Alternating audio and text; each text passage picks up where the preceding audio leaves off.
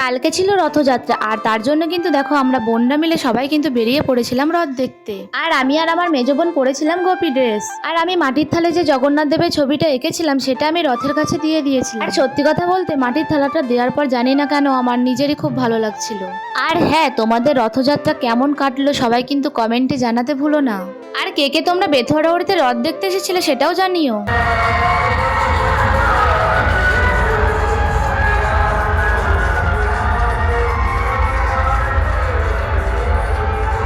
আর আমরা সবাই মিলে এত নাচ করেছি যে আমাদের মুখ চোখের অবস্থা দেখে তোমরা বুঝতেই পারছো। আর তারপরে দেখা হয়ে গেল আমার সব বান্ধবীদের সঙ্গে, আর সব বান্ধবীরা মিলে আমরা কিন্তু নাচ করছিলাম। আর তারপরে আমরা চলে আসি স্টেশনে। আর এত পরিমাণ গরম লাগছিল, ঠিক সেই মুহূর্তে একটা ট্রেন যাচ্ছিল আর ট্রেনের হাওয়াটা এত ভালো লাগছিল বলে বোঝাতে পারবো না। আর গাইস, মুখ চোখের অবস্থা কিন্তু এখানে খুব খারাপ। তারপরে কিন্তু সবাই মিলে আমরা চলে গেলাম নিচু বাজার ফুটবল ক্লাবে সেই যে মেলাতে। আর হ্যাঁ, এর আগের ভিডিওতে তোমরা কিন্তু জিজ্ঞাসা করেছো যে এই মেলা কতদিন থাকবে। এই মেলা কিন্তু উল্টো রথ পর্যন্ত থাকবে।